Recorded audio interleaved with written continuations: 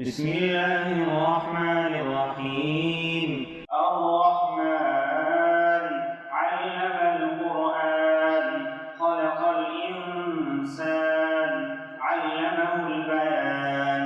الشمس والقمر بحسبان والنجم والشجر يسجدان والسماء رفعها ووضع الميزان ألا تطغوا في الميزان وأقيموا الوزن بالقسط ولا تخسروا الميزان والأرض وضعها للأنام فيها فاكهة والنخل ذات الأكمام والحب ذو العصف والريحان فبأي آلاء ربكما تكذبان خلق الإنسان من صلصال كالفخار وخلق الجان من مارج من نار فبأي آلاء ربكما تكذبان رب المشرقين ورب المغربين فبأي آلاء ربكما تكذبان مرج البحرين يلتقيان بينهما برزخ لا يبغيان فبأي آلاء ربكما تكذبان يخرج منهما اللؤلؤ والمرجان فبأي آلاء ربكما تكذبان وله الجوار المنشآت في البحر كالأعلام فبأي آلاء ربكما تكذبان كل من عليها فان ويبقى وجه ربك ذو الجلال والإكرام فبأي آلاء ربكما تكذبان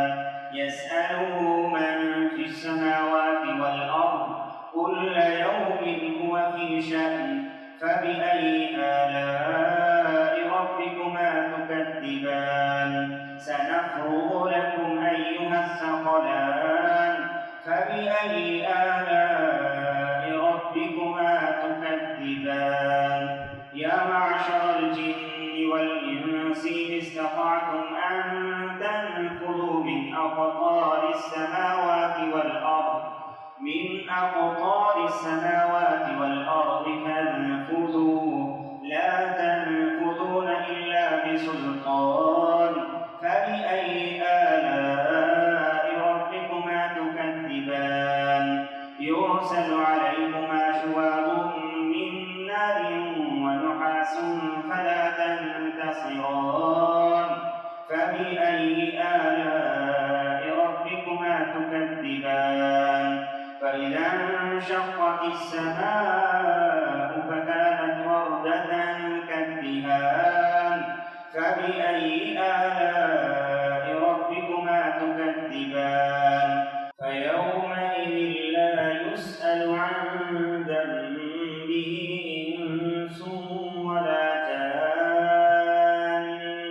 فبأي آلاء ربكما تكذبان يعرف المجرمون بسيماهم فيؤخذ بالنواصي والأقدام فبأي آلاء ربكما تكذبان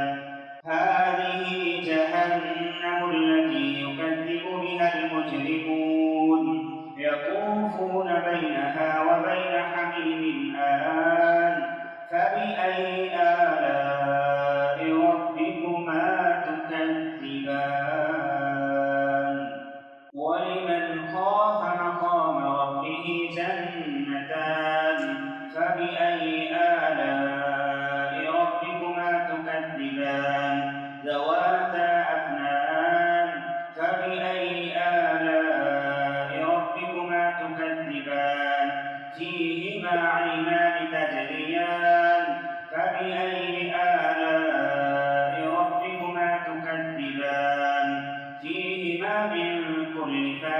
جنات زوجان فبأي آلاء ربكما تكذبان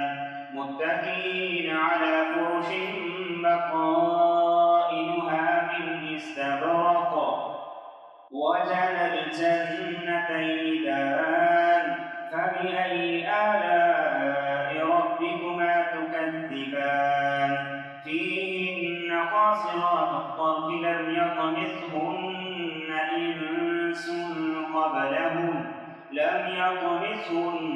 إنس قبلهم ولا جان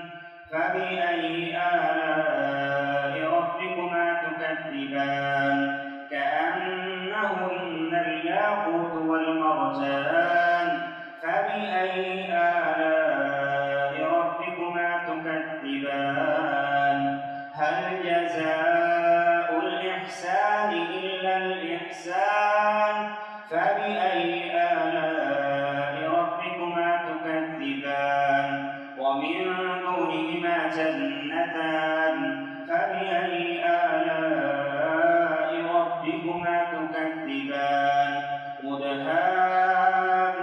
مدهامتان فبأي آلاء ربكما تكذبان فيهما عينان نضاختان